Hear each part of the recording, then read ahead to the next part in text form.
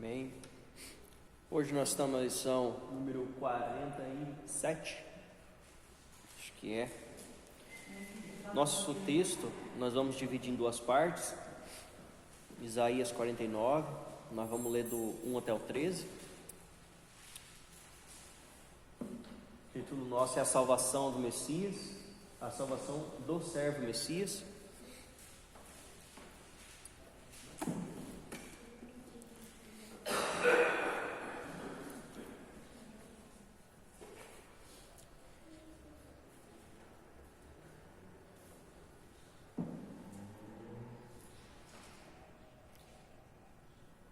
Isaías 49, do 1 até o 13, nossa primeira parte, texto inicial.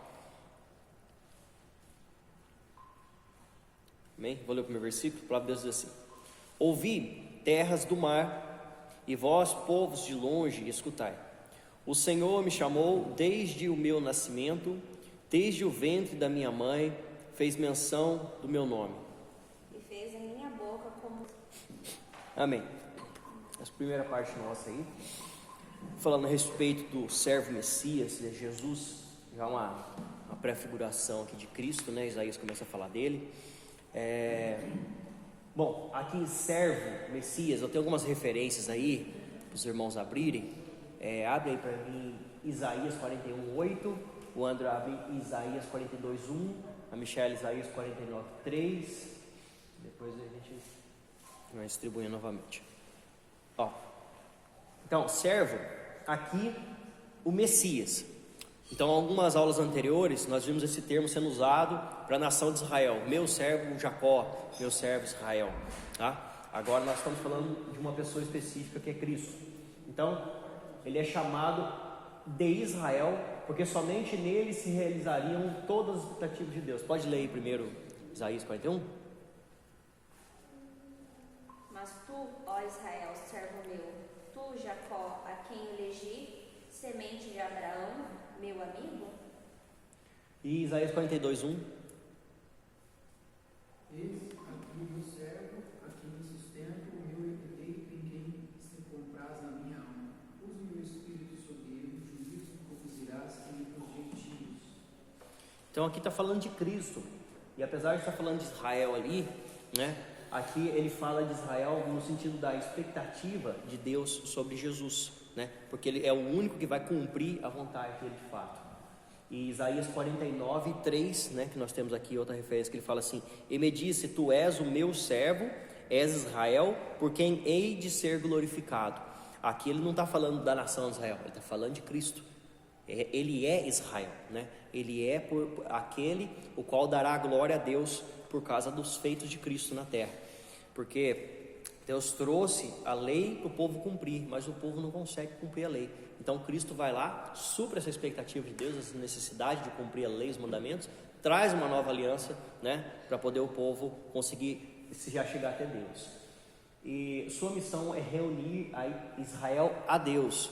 Então essa é a missão de Cristo, né, juntar o povo de Israel para Deus, né? Mas agora diz o Senhor, lá no 5, que me formou desde o ventre para ser seu servo, para que torne a trazer Jacó e a reunir Israel a ele, porque eu sou glorificado perante o Senhor e o meu Deus é a minha força. Então a missão de Cristo é trazer o povo, né, novamente até Deus, porque o homem não tem a capacidade de chegar até a Deus por si próprio, né? Não consegue cumprir a vontade de Deus, não consegue ser bom o bastante para poder ser santo diante de Deus. Aí Cristo traz, né, um novo estilo de vida, uma nova forma de a gente chegar até Deus, o qual nós não estávamos conseguindo, né? E não só Israel e Jacó, mas também todo aquele que aceita Jesus. E servir de luz para os gentios.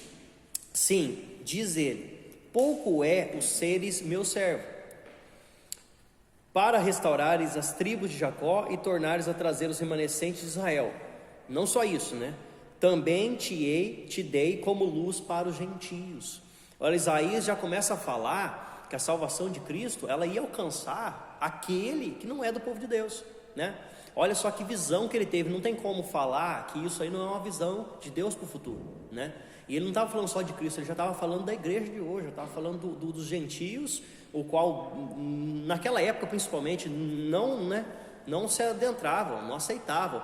Aqui a idolatria era tão grande que a idolatria estava no meio do povo de Deus, e o povo de fora jamais ia buscar Deus, né?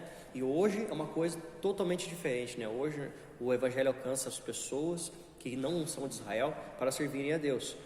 Ao que gentios, para seres a minha salvação até a extremidade da terra, ou seja, todo o globo, né?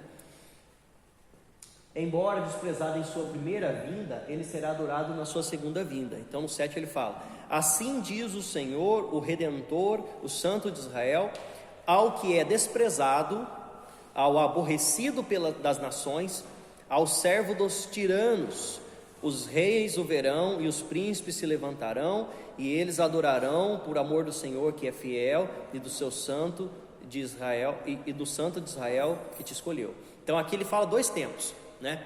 Primeiro, desprezado, odiado, né? Jesus muitas vezes escapou de apedrejamentos porque ainda não era a hora dele partir, né?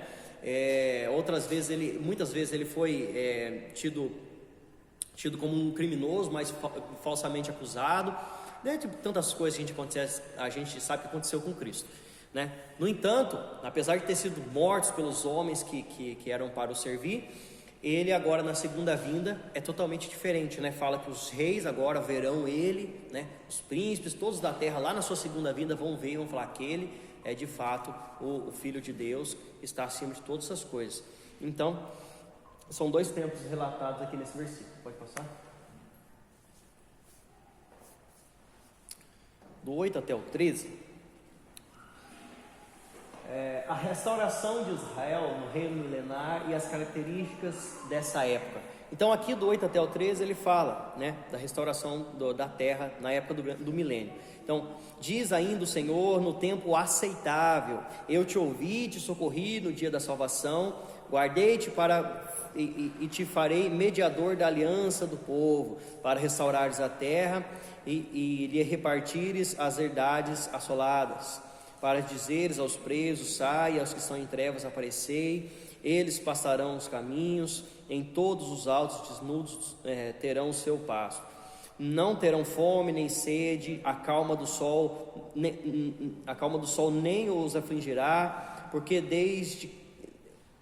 o que deles se compadece os guiará e os conduzirá aos mananciais de águas. Então vai falando, né, das coisas que vão ser no milênio, né? Nem o sol não vai ser quente, né? Hoje a gente sai ali fora, tá frio, né? Outro dia o sol tá pegando 45 graus, aí tá torrando a gente lá fora. Então nessa época nada vai incomodar, né? Não tem peste, não tem praga, não tem doença, né? Não tem maldade.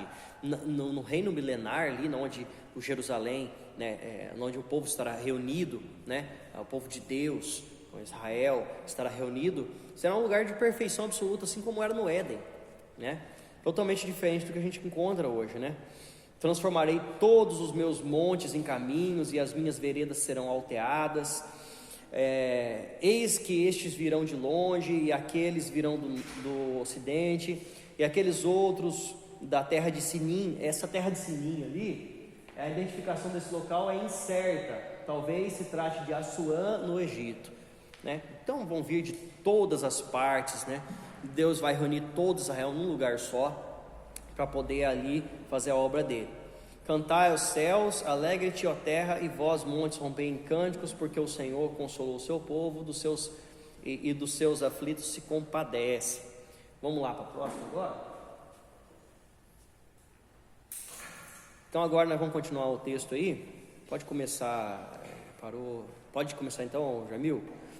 A partir do versículo 14, nós vamos até o 26 agora.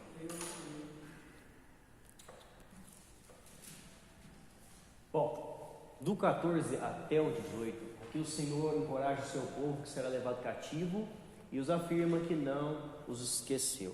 Então ele fala: acaso pode, no comecinho no 14 ele fala: mas Sião diz, o Senhor me desamparou, o Senhor se esqueceu de mim, né? Por quê? Porque aqui é a figura deles indo para a Babilônia, né? Então agora eles falam que Deus esqueceu deles, porque na invasão, né, foi uma coisa catastrófica, né? A Babilônia chegou lá e falou assim: não, vou levar vocês cativos e acabou. Não foi isso que aconteceu, né? Foi uma guerra, foi um massacre. A Babilônia chegou lá e foi destruindo tudo, matando as pessoas, né? Acabando com os animais, acabando com as casas, botando fogo em tudo. Os caras botaram fogo na cidade inteira, botou fogo no templo, botou fogo, acabou com tudo, não sobrou nada lá. Então foi uma coisa de arraso, né? E aí o povo fala, quando foi levado cativo, o Senhor nos esqueceu, né? Esqueceu da gente. Aí ele fala no 15: acaso pode uma mulher esquecer-se do seu filho que ainda mama, de sorte que não compadeça do filho do seu ventre? Mas ainda que esta viesse a se esquecer dele, eu todavia não esquecerei de ti. Então, uma mãe que é mãe, né, de verdade, porque tem mãe que é só pare só e não é mãe, né, abandona a criança. Mas uma mãe, né, ela sente um amor tão grande pelo filho, né, que ela protege ele com forças sobrenaturais, né? Eles falam lá que a mãe é possível até levantar um carro, né, para salvar um filho, né? Levantar um carro, porque ela arruma força de onde ela não tem. Isso aí a adrenalina sobe, né? Vai lá em cima. Então, uma mãe não vai esquecer do filho, ela não vai desamparar um filho, largar ele com fome, largar ele chorando, largar ele jogado no canto. E ele fala: todavia, se uma mãe se esquecesse do seu filho, eu não esqueceria do meu povo. Eu não esqueceria. Então Deus declara o amor dele sendo maior do que o amor de uma mãe por um filho, né? Eis que nas palmas da minha mão te gravei, e os teus muros estão continuamente perante mim. Os teus filhos virão apressadamente, ao passo que os teus destruidores e os teus assoladores se retiram do teu meio. Então ele promete para o povo dele que ele vai libertar o povo de lá. Aquilo era um castigo que Deus estava trazendo para o povo, porque o povo não aprendia. Era um povo idólatra, era um povo que não temia Deus, era um povo que, em vez de servir a Deus, cometia adultério contra Deus, né? Cometia prostituição cultual contra Deus. Então ele fala: vocês vão ser levados cativos sim, só que também vou tirar os seus opressores do meio de ti, né? Eu vou tirar vocês dali. Levanta os teus olhos ao redor e olha, esses que se ajuntam vêm a ti, tão certo como eu vivo, diz o Senhor, de todos estes que te vestirás como de um ornamento, e deles cingirás como noiva. Vamos lá, próximo. Já alguém abre para mim aí nesse versículo, Mateus 24, 31. A volta de um grupo tão grande como o descrito aqui, então ele fala: pois aos teus lugares desertos e assolados, a tua terra destruída, né, porque já tinha sido totalmente destruído Israel, agora tu, ó Sião, certamente será estreita demais para os seus moradores. Então ele fala Sião, né? Sião é Jerusalém, né? É o Monte Sião. Então Sião vai ser estreita demais para os seus moradores, porque não vai caber, né? É muita gente, mas ele está falando de um grupo grande. Quando você pega o povo que retornou lá da Babilônia, liberto por Ciro, foi pouca gente que voltou, foi pouquíssima gente que voltou. A maior parte nem voltou, né? Ficaram tanto na Babilônia, um pouco foi para o Egito, né? Outros já tinham morrido, voltou pouca gente, porque eram os cativos, né? Os outros tinham morrido lá na invasão mesmo. Então ele fala: vai ser estreita demais para os moradores, e os que te devoram estarão longe de ti. Então ele já está falando de uma coisa aqui que não é dessa época. Ele está falando da época do milênio, porque aí vai reunir tudo o que é servo de Cristo nessa nova Jerusalém, neste lugar o qual o crente está aqui, né, adorando dia após dia, buscando a Deus, servindo ao Senhor. Para isso, né? Não for para isso, para que você é crente? Para que você serve a Deus? Porque é melhor ficar no mundo. Se for para servir a Deus, né, ser abnegado das suas vontades, você não fazer, né, o que te der na teia, para servir ao Senhor, e não pensar que você está indo para o céu, se for só por causa das coisas aqui na terra, não sirva a Deus, né? Está servindo a Deus pelos motivos errados. Então, quem serve ao Senhor quer ir para esse lugar aqui, né? Então ele fala: até mesmo os teus filhos que de ti foram tirados dirão aos teus ouvidos. Como assim? Os teus filhos que foram de ti tirados? Isso aqui é por causa da ressurreição, né? Não tem sentido falar uma coisa dessa. Então, por causa da ressurreição, né, que o povo vai estar lá na Nova Jerusalém lá. Então, os teus filhos que de ti foram tirados dirão aos teus ouvidos: muito estreito é para mim este lugar, dá-me espaço para que eu habite, né? Está até pequeno a Nova Jerusalém para a quantidade de gente que vai ser salvo. E dirás contigo mesma: quem me gerou? Estes, pois, eu estava desfilhada e estéril, em exílio e repelida. Quem, pois, me criou estes? Fui deixada sozinha, e estes onde estavam? Então, um povo que se sentia totalmente desprezado, humilhado, né, pelos seus destruidores, pelos seus assoladores, agora vê uma coisa exorbitante, né, porque vai ser no piscar de olhos, né, que Cristo vai voltar e vai restaurar o seu povo. E aí vai ver tudo de uma vez, e vai falar assim: olha, mas até agora estava tudo muito ruim, né? Desolada, assolada, principalmente na época da grande tribulação, né? Que Israel vai ser massacrado até, vai ser encurralado pelo mundo todo, e vai ver algo que não esperava que aconteceria, né? Talvez.